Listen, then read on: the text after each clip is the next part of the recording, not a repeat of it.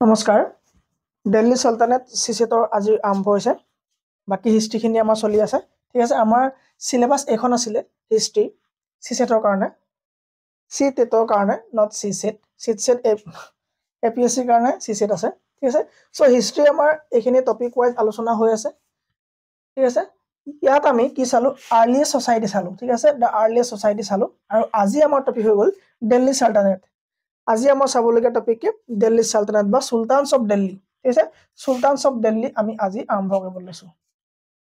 okay so Sultan of Delhi বুলি কোৱাৰ লগে লগে আমি দিল্লী সুলতানাত অকল দিল্লীত শাসন কৰা ৰজাসকলৰ বিষয়ে পঢ়িব লাগে কিন্তু মই যদি আপোনাক ডাইৰেক্ট দিল্লী সালতানাত আৰম্ভ কৰি দিও পাজল হৈ যাব যে কৰ পৰা আহিলে কেনেকে ইয়াৰ একো আদি অন্ত নাই নেকি হয়নে সো এই কাৰণে আমি আৰম্ভ কৰিব লাগিব দিল্লী সুলতানস অফ দিল্লী টপিকটো যেহেতু আমাৰ sultans of Delhi Sultan of Delhi ঠিক আছে এই টপিকটো হৈ গল আমাৰ কিন্তু এই টপিকটোৰ কাৰণে আমি কি চাম গোটেই হিষ্ট্ৰীটো এবাৰ ৰিকল কৰি আহো যে বেছি দিন নল খুব কম সময়ত আমি ৰিকল কৰি আহো ঠিক আছে সো ইণ্ডিয়ান হিষ্ট্ৰী আমি পঢ়িব লাগে তাৰমানে এই ইণ্ডিয়ান হিষ্ট্ৰীৰ ভিতৰত পোৱা এটা টপিক হয় ইণ্ডিয়ান হিষ্ট্ৰী কি পঢ়িব লাগে ইণ্ডিয়ান হিষ্ট্ৰী এটা টপিক হয় ঠিক আছে ভাৰতীয় ইতিহাস ইণ্ডিয়ান হিষ্ট্ৰী এই ইণ্ডিয়ান হিষ্ট্ৰীৰ ভিতৰত আমি প্ৰথমে পঢ়ি গলো ফাৰ্ষ্টটো কি আছিল আমাৰ প্ৰি হিষ্ট্ৰী বুলি কয় ঠিক আছে ফাৰ্ষ্টটো প্ৰি হিষ্ট্ৰী বুলি কয় এই প্ৰি হিষ্ট্ৰী বিষয় প্ৰটো হিষ্ট্ৰী বিষয় আমাৰ ক্লাছ দিয়া হৈ গল ঠিক আছে প্ৰি হিষ্ট্ৰী বুলি কয় সেকেন্ডটো কি বুলি কয় তোমাৰ প্ৰটো হিষ্ট্ৰী বুলি কয় কি বুলি কয় প্ৰটো হিষ্ট্ৰী সেকেন্ডটো কি বুলি কয় প্ৰটো হিষ্ট্ৰী আৰু থাৰ্ডটো হৈ গল তোমাৰ হিষ্ট্ৰী ফেজ আৰম্ভ হ'ব হিষ্ট্ৰী ফেজ আৰম্ভ হ'ব এই হিষ্ট্ৰী আন্ডাৰতে আমি এটা জায়গাত গৈ পেলাই কি পঢ়িব লাগিব এই দিল্লী সালতানাত পঢ়িব লাগিব হয়নে দিল্লী সালতানাত পঢ়িব লাগিব বা দিল্লী মানে যিসকল সুলতান আছিল মানে দিল্লী সুলতান মানে বিলাকৰ বিষয়ে আমি পঢ়িব লাগিব প্ৰি হিষ্ট্ৰীত আমি চাইছিলো আমি গম পাইছো যে কোনো লিখা মেলা নাছিল হয়নে ইয়াত তোমাৰ ৰিটেন ডকুমেন্ট ইয়াত একো পোৱা নগৈছিল কাৰণ তেওঁলোকে লিখা পঢ়া নাজানিছিল তো আদিম মানুহ আছিল হয়নে প্ৰটো হিষ্ট্ৰী লিখা মেলা আছিল ৰিটেন আছিল কিন্তু এইবিলাকক কি পোৱা নগৈছিল পঢ়িব পৰা নগৈছিল হয়নে পঢ়িব পৰা নগৈছিল ডেচিফাৰ কৰিব পৰা নগৈছিল পঢ়িব পৰা নগৈছিল ঠিক আছে আৰু হিষ্ট্ৰী পিৰিয়ডত তোমাৰ কি হল মানে মানুহবিলাক কি হল তোমাৰ লিখা মেলা কাম আৰম্ভ কৰিলে হিষ্ট্ৰী পিৰিয়ডৰ পৰা ঠিক আছে আমি এইখিনি চালো আৰু এইখিনি চোৱাৰ পিছতে আমি কি আৰম্ভ কৰিলো এইখিনি চোৱাৰ পিছতে আমি চালো যে যেতিয়া তোমাৰ লিখা মেলা আৰম্ভ হল তেওঁলোকৰ লোহাৰ আৱিষ্কাৰ হল কপাৰ আৱিষ্কাৰ হল হয়নে তাত তোমাৰ এই যুগতে আমি কি পাইছিলো পেলিওলিথিক পিৰিয়ড পাইছিলো মেজোলিথিক পিৰিয়ড পাইছিলো আৰু নিওলিথিক পিৰিয়ড পাইছিলো সেইখিনি বিষয়ে আলোচনা কৰা হৈ গল ঠিক আছে সো তাৰ পৰা কি হল তোমাৰ মানুহবোৰ লাহে লাহে ডেভেলপ হল তেওঁলোকে গুহাত চিত্ৰ আঁকিব ললে আৰু লাহে লাহে মানুহবিলাক কি হল তোমাৰ এটা নতুন কাললে ধাৱমান হল তেওঁলোকে যেতিয়া তোমাৰ লোহাৰ আৰু কপাৰ আৱিষ্কাৰ কৰিলে ঠিক আছে তাৰ পাছতে কি হল তোমাৰ হৰপ্পা যুগ আহিলে হয়নে হৰপ্পা যুগ কত আহিলে আমাৰ ইয়াত আমি কি পালো হৰপ্পা বিষয় পঢ়িবলৈ পালো হৰপ্পা বিষয়ত পঢ়িবলৈ পালো হৰপ্পা পঢ়িবলৈ পোৱা তাৰ মানে হৰপ্পান সিভিলাইজেশ্যন আৰম্ভ হল ঠিক আছে মানুহবিলাক কি হল তোমাৰ সিভিলাইজেশ্যনৰ ফালে গতি কৰিলে ইয়াত আমি মহেঞ্জোদাৰোৰ বিষয়ে পঢ়িবলৈ পালো ঠিক আছে সো সেইখিনি পঢ়াৰ পিছতে মানুহবিলাক কি হল তোমাৰ আৰ্যসকলৰ আগমন ঘটিলে ঠিক আছে আৰ্যসকলৰ আগমন ঘটিল এইটো পিৰিয়ডতে ঠিক আছে এই আৰ্যসকলৰ আগমন হোৱাৰ পাছতে তোমাৰ সেই সময়খিনি কি বুলি কোৱা হয় বৈদিক পিৰিয়ড বুলি কোৱা হয় বৈদিক পিৰিয়ড বুলি কোৱা হয় ঠিক আছে বৈদিক পিৰিয়ড আমি সিকোয়েন্সটো এবাৰ যদি লগত লৈ আহো তেতিয়া আমাৰ সহজ হ'ব বৈদিক পিৰিয়ড আৰম্ভ হল বৈদিক পিৰিয়ড তোমাৰ কেতিয়াৰ পৰা আৰম্ভ হল 600 পৰা 1500 মানে 600 পৰা তোমাৰ কিমান 1500 মানে আমি উল্টাকে লিখিব লাগিব ইয়াত কাৰণ কি আমাৰ কমি আহিব লাগে সময়খিনি হয়নে সো জিৰ' টাইমত গম পাইছিলো আমি কি হয় শূন্য হয় তাৰ পাছলে কি হয় তোমাৰ চনবোৰ বাঢ়ি বাঢ়ি গৈ থাকে ঠিক আছে সো এতিয়া আমি কি শূন্যলৈ আহি আছো হয়নে সো শূন্যলৈ আহি আছো সো 1500 চনত তোমাৰ কি হল বৈদিক পিৰিয়ড আৰম্ভ হল 600 চনলৈকে চলিলে ঠিক আছে এই জিৰ'ৰ পৰা আমাৰ এতিয়া মানে বাঢ়ি বাঢ়ি তোমাৰ কিমান হ'ব 2025 চন হ'ব ঠিক আছে হ'ব এইটো ওকে এতিয়া হল আমাৰ কি 1000 পৰা 1500 পৰা 600 এই কালছোৱা কি বুলি কয় বৈদিক পিৰিয়ড বুলি কয় এই বৈদিক পিৰিয়ডত বা বৈদিক যুগত ঠিক আছে বা বেদৰ যুগত তোমাৰ কি হয় তিনটা সময় ভাগ কৰা আছে হয়নে বেদৰ যুগ বা বৈদিক যুগ ইয়াত তোমাৰ লেটাৰ বেদিক পিৰিয়ড আৰু আৰ্লি বেদিক পিৰিয়ড দুটা ভাগত ভাগ কৰা আছে এই সময়ত তোমাৰ বেদৰ কি হৈছিলে সৃষ্টি হৈছিলে ঋগবেদ যজুৰ্বেদ অথৰ্ববেদ সামবেদ ইয়াতে আমাৰ স্মৃতি গ্ৰন্থসমূহ আৰম্ভ হৈছিলে বেদাংগ আৰম্ভ হৈছিলে আৰু ইয়াতে উপবেদ বিলাক আহিছিলে আৰু কোন উপবেদক কোনে পাঠ কৰিছিলে কি কথা হেবো আমাৰ বৈদিক পিৰিয়ড বুলি এটা ক্লাছ দিয়া আছে তো তাত আপোনালোকে ইউটিউবত পাই যাব একো প্ৰব্লেম নাই ঠিক আছে সো বৈদিক পিৰিয়ডৰ পাছত তোমাৰ কি হ'ল মানুহবিলাক কি হ'ল তোমাৰ এফালে ধাৱমান হ'ল সেই জেগাত তোমাৰ কি হয় মহাজনপদ তেওঁলোক গঠন কৰিলে হয়নে কি জনপদ মানে কি মানুহৰ ভৰি মহাজনপদ মানে কি ডাঙৰ কি হয়নে তাৰমানে ডাঙৰ এৰিয়া য'ত মানুহ বহুত থাকে একেলগে হয়নে আৰু সেই মহাজনপদৰ নামত মানে সেই মহাজনপদ 16 খনৰ ভিতৰত তোমাৰ আটাইতকৈ ডাঙৰখনৰ নাম হ'ল কি মগধ আটাইতকৈ ডাঙৰখনৰ নাম হ'ল কি মগধ হয়নে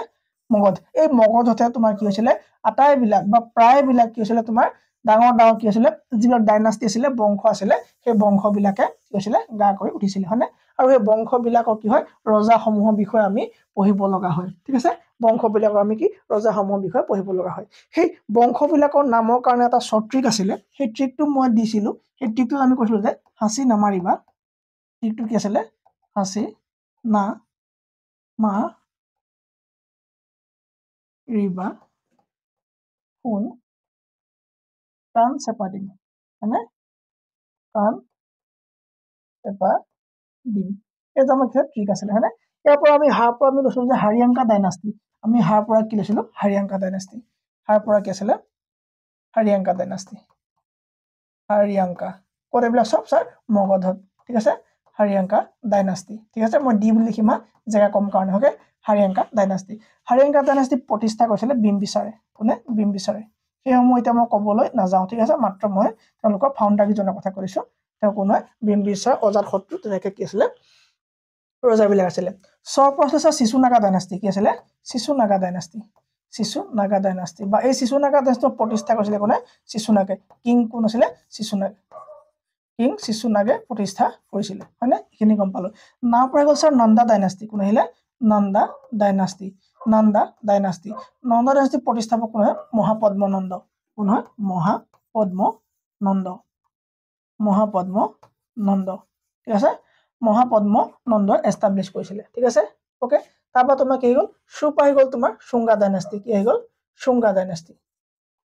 ডাইনাষ্টি পুষ্যমিত্ৰ শুঙ্গ কোন হ'ব পুষ্যমিত্ৰ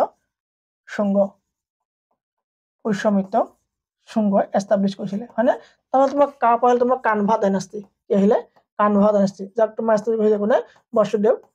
বসুদেৱ কানভা হয়নে ওকে তাৰপৰা তোমাৰ তোমাৰ সাতবাহন ডাইনাষ্টি কোন আহিলে সাতবাহন ডাইনাষ্টি ক্লিয়াৰলি ধুনীয়াকৈ আছে কোন আহিল তোমাৰ সাতবাহন ডাইনাষ্টি আহি গ'ল ঠিক আছে সো এই সাতবাহন ডাইনাষ্টি পাছতে তোমাৰ কোন আহিব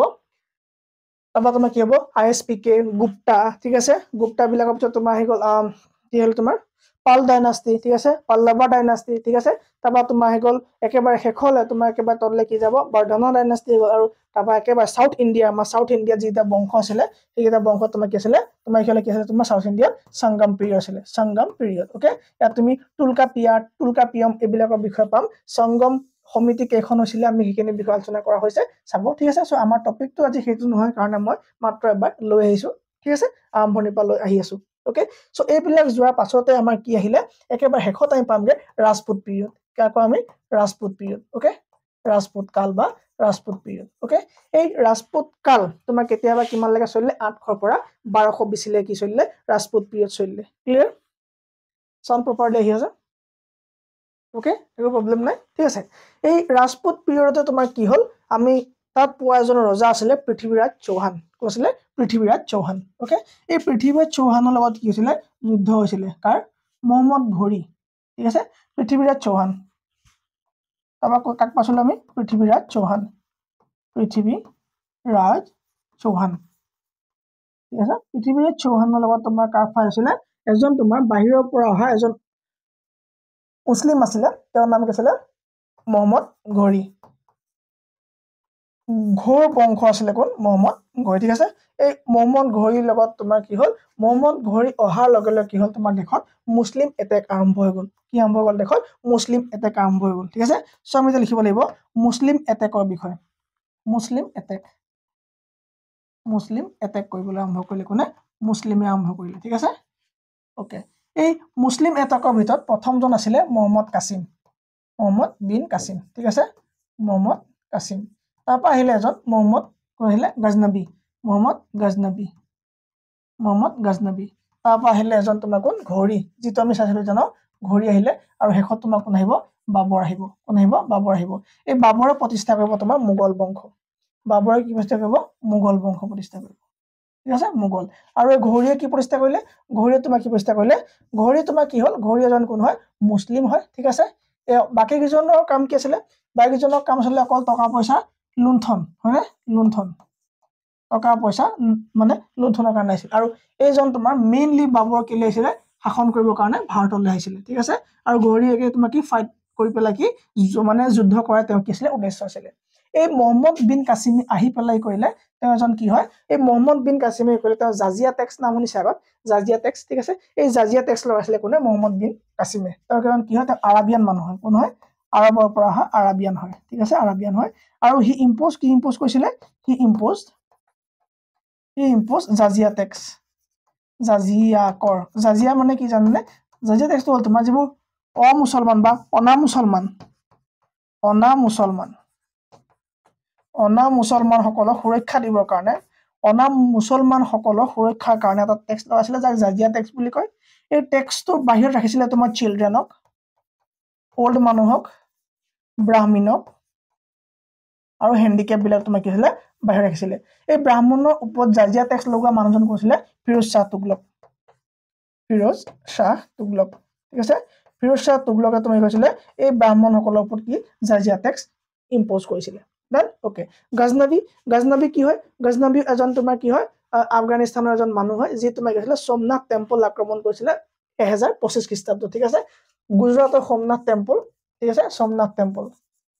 কোন হয় আফগান হয় ঠিক আছে সোমনাথ টেম্পল এটেক কৰিছিলে ওকে সোমনাথ টেম্পল ক'ত আছে গুজৰাটত আছে এই টেম্পল এটেক কৰিছিলে না তেওঁ খবৰ দি আছিল যে সেই মন্দিৰত বহুত বেছি পৰিমাণে টকা পইচা আছে বুলি খবৰ পাই পেলাই তেওঁ এইখিনি কাম কৰিছিলে ওকে তাৰপৰা তোমাৰ ঘৌৰী এই ঘৌৰীৰ আগত তোমাৰ কি হয় ঘৌৰী কেইজনমান গোলাম আছিলে মানে তুমি চাকৰ বুলি ইয়াক বুজি ভুল নকৰিবা ইয়াৰ তাৰমানে কি মানে সেনাপতি তেওঁলোকৰ ভাষাত কি হ'ব এক প্ৰকাৰৰ সেনাপতি তাৰমানে যিখিনি তাত তেওঁৰ সৈনিক থাকিব চলজাৰ বিলাকৰ ভিতৰত আটাইতকৈ প্ৰবল প্ৰতাপীজন চলজাৰ হ'ব তেওঁ পইচা পাতি দি কিনি ল'ব একেবাৰে আৰু তেওঁক গোলাম বনাব তাৰমানে তেওঁ ক'ব তেওঁ কাম হ'ল অকল ৰজাক ৰক্ষণাবেক্ষণ দিয়াৰ লগতে তেওঁ কি হ'ব সেনাপতি দায়িত্ব থাকিব ঠিক আছে সেইধৰণে তোমাৰ দিল্লী চুলতান এই গৌৰীৰ কাৰণে তোমাৰ কি হৈ গ'ল চাৰিজন তোমাৰ কি আছিলে গোলাম আছিলে এজনৰ নাম হ'ল কুতুবুদ্দিন আইবাক এজন হ'ল ইয়ালদোজ আৰু এজন হ'ল কুবাচা ঠিক আছে এজন হ'ল তোমাৰ কি কুতুবুদ্দিন আইবাক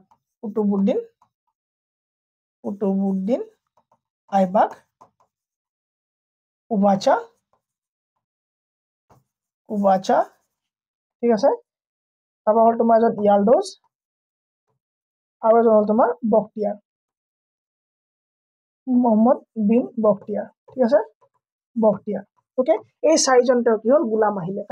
কাৰ গোলাম এইজন তোমাৰ গোলাম হৈ গ'ল ঘৌৰী ঠিক আছে ঘৌৰী কি হ'ল এইজন গোলাম এইখিনিলৈকে ক্লিয়াৰ হৈ আছে কাৰ গোলাম আছিলে তোমাৰ ঘৌৰী কি আছিলে গোলাম আছিলে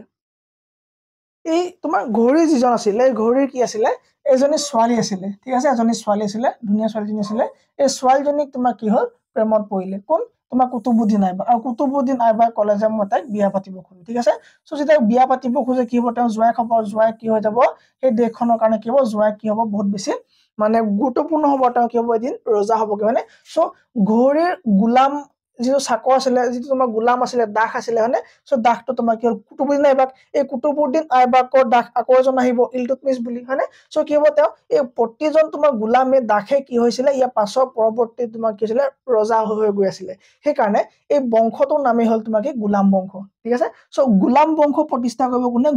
কুতুবুদ্দিন আইবাকে ঠিক আছে আৰু এজন কোন হয় ঘৌৰীৰ এজন গোলাম হয় ঠিক আছে সো এতিয়া আমি এইখিনিতে এৰি দিছো আমাৰ এতিয়া চেপ্টাৰ আৰম্ভ যাক আমি কি মেডিয়েভেল ইণ্ডিয়া মানে হিষ্ট্ৰী বুলি পঢ়িম ঠিক আছে ইয়াক আমি কি বুলি পঢ়িম মেডিয়েভেল ইণ্ডিয়ান হিষ্ট্ৰী সো আমাৰ কি হ'ব এই মুছলিম এটাকৰ পাছতে কি হ'ব মেডিয়েভেল ইণ্ডিয়ান হিষ্ট্ৰীত সোমাই যাম ঠিক আছে মানে কি একদম মধ্যকালীন ভাৰতৰ ইতিহাসত সোমাই যাম ঠিক আছে এই মেডিয়েভেল ইণ্ডিয়ান হিষ্ট্ৰী প্ৰথমটো বংশ সো প্ৰথমটো বংশ যোৱাৰ আগতে আমি গম পাব লাগিব যে এই মহম্মদ ঘুৰিৰ মৃত্যু হ'ব লাগিব নহয় হয়নে মহম্মদ ঘুৰি তোমাৰ কি হ'ল মৃত্যু হ'ল ক'ত তোমাৰ 1206 ঠিক আছে 1206 এডি তোমাৰ কি হ'ল মহম্মদ ঘুৰিৰ মৃত্যু হৈ গ'ল ঠিক আছে 1206 মহম্মদ ঘুৰি died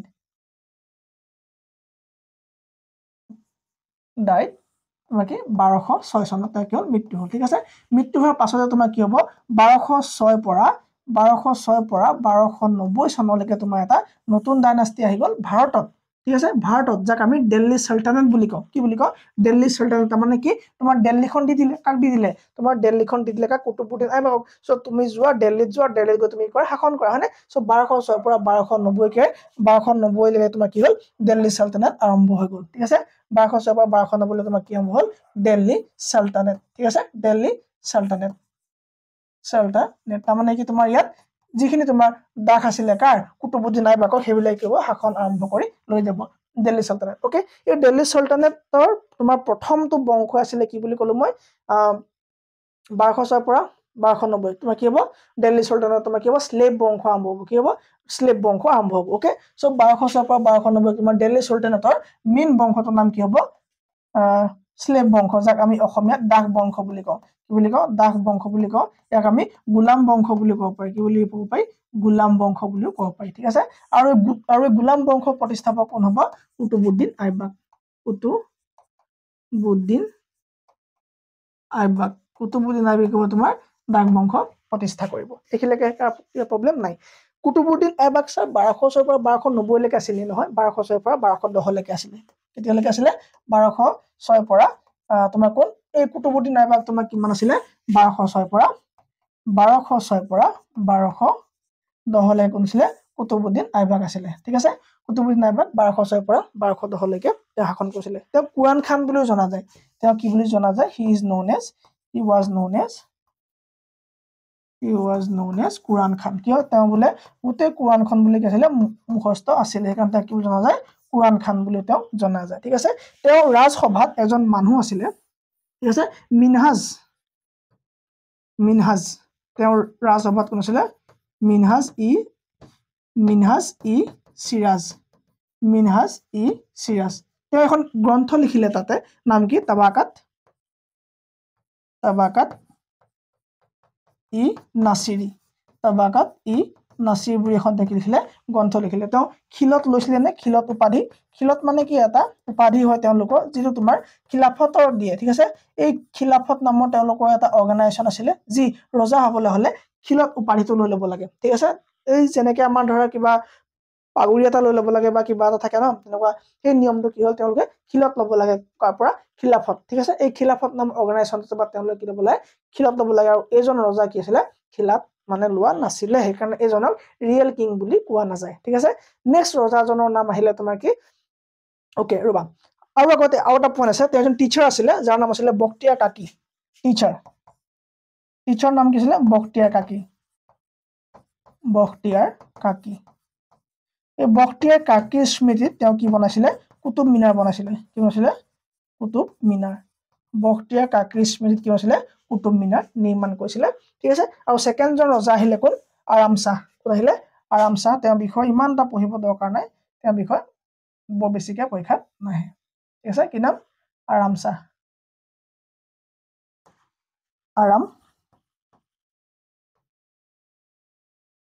Shah he was not able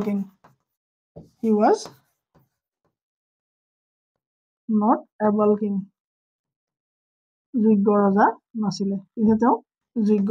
ৰজা নাছিলে he was not an able king তেওঁ যোগ্য ৰজা নাছিলে ঠিক আছে নেক্সট হ'ল তোমাৰ ইলতুৎমিছ এই ইলতুৎমিছ বোলাজন কি হ'ব স্লেভ অফ আইবাক হ'ব তেওঁ কি হ'ব স্লেভ অফ আইবাক ঠিক আছে তেওঁ 1211 পৰা 1236 লৈকে ৰুল কৰিব 1211 পৰা 1236 লৈকে তেওঁ ৰুল কৰিব কোন আছে ইলতুৎমিছে ঠিক আছে আৰু সেইকাৰণে কি বুলি কোৱা হয় এইটো গোলাম বংশ বুলি কোৱা হয় এই ইলতুৎমিছে কাৰ জীয়েকক বিয়া পাতিলে তোমাৰ কুতুবুদ্দিন আইবাকৰ জীয়েকক বিয়া পাতিলে ঠিক আছে কি বুলি ইলতুৎমিছ 1211 পৰা 1236 তেওঁ কিন্তু খিলত লৈছিলে তেওঁ খিলত লৈছিলে ঠিক আছে খিলত তেওঁ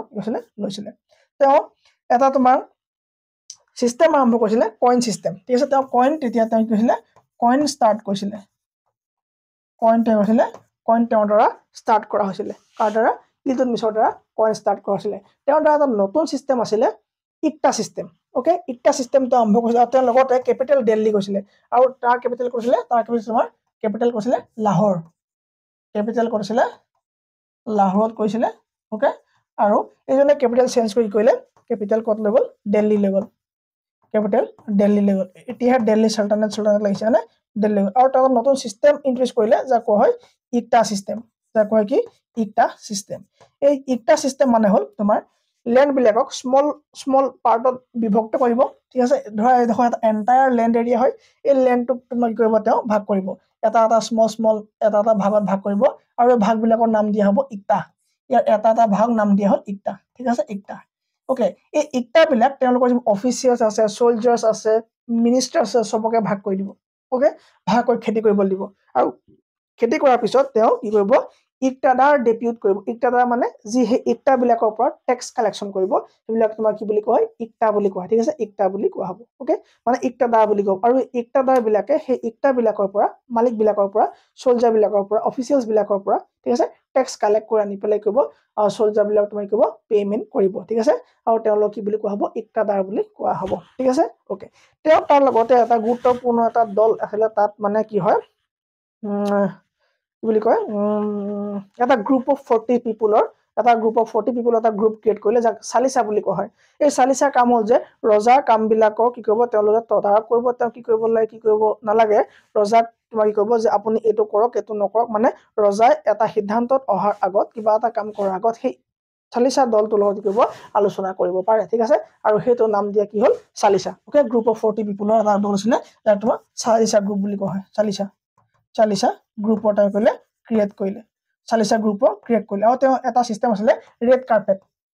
ৰেড ক্লথৰ এটা সিস্টেম ইন্ট্ৰোডিউস কৰিলে এই ৰেড ক্লথৰ সিস্টেমটো কি হল তোমাৰ দেওবাৰে দেওবাৰে নহয় ফ্ৰাইডে জুম্মা নামাজৰ দিনা কি কৰিব পাৰে যদি কোনোবাৰ কাবা যদি কিবা সমস্যা হয় যদি প্ৰবলেম সলভ হোৱা নাই তেতিয়া তেওঁ মসজিদৰ মুখত এই কাপোৰজোৰ পিন্ধি পেলাই বহিব পাৰে ঠিক আছে আৰু তেতিয়া কি হ'ব গম পাই যাব যে কিবা নহয় কিবা এটা প্ৰবলেমত পৰিছে হয়নে এই কামটো তোমাৰ কৈছিলে কোনে ৰাজিয়া সুলতানাই কৰিব ঠিক আছে আমি পাছলে পাই যাম ওকে সো কি হ'ব ৰেড ক্লথৰ তেওঁ ইন্ট্ৰোডিউস কৰিছিলে ওকে তাৰপা আহিলে এখন বেটেল 1216 চনত বেটেল অফ টাৰাইন পাইছিলো আমি আগতে বেটেল অফ তোমাৰ কি হ'ব টাৰাইন বেটেল অফ টাৰাইন এই বেটেল অফ টাৰাইন কৰিব কোনে বেটেল অফ টাৰাইন এটা ইম্পৰ্টেন্ট পইণ্ট বেটেল অফ টাৰাইন এইখন যুদ্ধ হল তোমাৰ 1216 চনত 1216 চনত বেটেল অফ টাৰাইন হল কাৰ কামত হ'ব ইলতুৎমিছ শহুৰেক জোঁৱাইক ইলতুৎমিছ ভাৰ্সাছ কাৰ হ'ব তোমাৰ ওপৰত কোন আছিল কুতুবুদ্দিন আইবাক ঠিক আছে তোমাৰ কাৰ হ'ব ইলতুৎমিছ ভাৰ্সাছ আৰু এজন যে আমাৰ স্লেভ যে আছিল আগতে ইয়ালডোজ বুলি যে পাইছিলো আমি হয়নে সো চাৰিজন স্লেভৰ ভিতৰত এজন আছিল ইয়ালডোজ ওকে এই ইয়ালডোজৰ লগত তোমাৰ কি হ'ব ফাইট হ'ব ইয়ালডোজ তোমাৰ যে ফাইট হ'ব তোমাৰ ইয়ালডোজ হাৰিলে তোমাৰ কি হ'ব ইলতুৎমিছ জিকিব ঠিক আছে ইলতুৎমিছ জিকাৰ পাছত কোন ৰজা হ'ব কি নাই আমি নেক্সট পেজৰ পৰা আৰম্ভ কৰিছো ঠিক আছে একেলগে কাৰো কোনো প্ৰবলেম নাই ক্লিয়াৰ